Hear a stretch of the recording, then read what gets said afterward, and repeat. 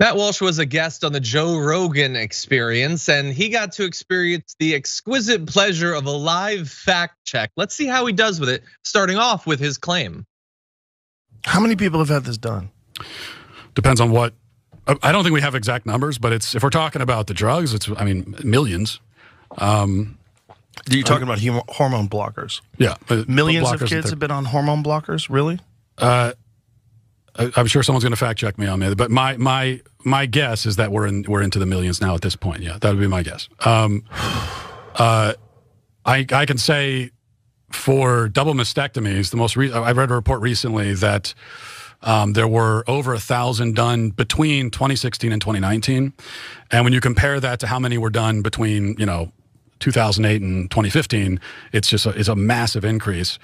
And over 1,000 girls had gender affirming double mastectomies in that time frame. And when you say girls, you're talking about prepubescent, right?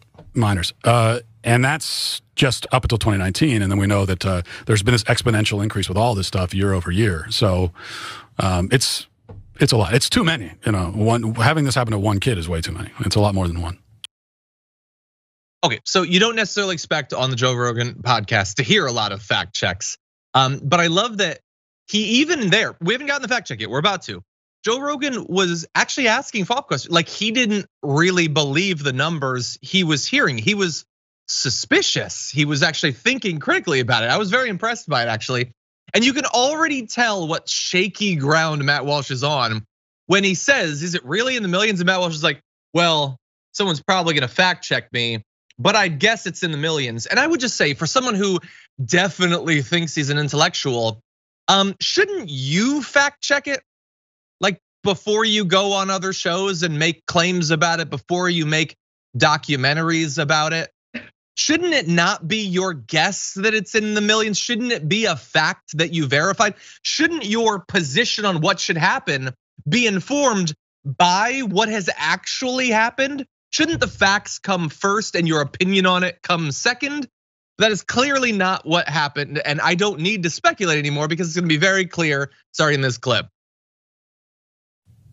I actually think that this shouldn't be happening to.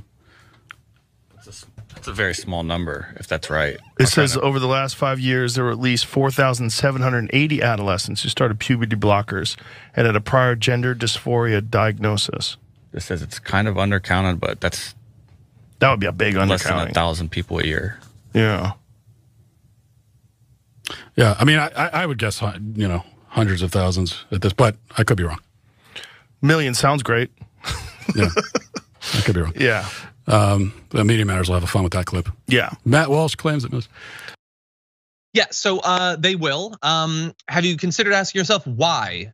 Why will Media Matters have fun with the clip of you guessing it's in the millions, learning it's in the thousands, and then in response to that, guessing it's in the 100,000? Well, you don't get to guess that it's in the hundreds of thousands. You already guessed. You guessed it was in the millions. You were dead wrong, hundreds and hundreds of times wrong. And that doesn't seem to bother you literally at all. It barely seems to bother Joe Rogan, who, again, credit to him and his team for doing the live fact checking. That's good.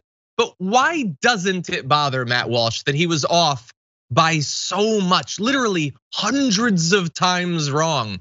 He's just moving on with his life. This topic that he has talked about endlessly for a couple of years, he didn't care enough to actually look up the numbers before doing hundreds of shows on it or before making a documentary about it. And when he is exposed to the actual information, he finds it to be irrelevant. He's just moving on with his life, Bridget.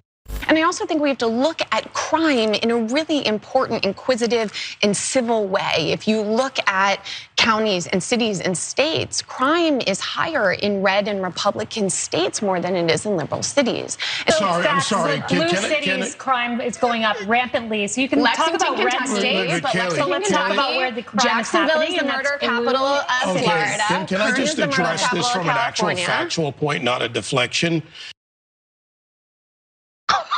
That was almost a useful conversation. Fox doesn't like to acknowledge inconvenient facts like that. Red states on average tend to have more crime. That's simply indisputable. They don't like to talk about that, but yet it does occasionally crop up. You saw there, a woman trying to point out, look, we can talk about Chicago or whatever, but let's be clear, these red states and red cities, she tried to list them, but was shouted over, actually have more crime, and they melted down. They could not accept the destruction of their narrative. Now, that doesn't mean that like the crime is specifically because of conservative ideology, but I don't know, that maybe there's something there that we could dive into, we could figure it out, because the goal should be less crime, happier, more satisfied, safer people with a higher quality of life. But that's not their goal. Their goal is the creation and establishment and continuance of a narrative, and they don't like it to be destroyed before their eyes.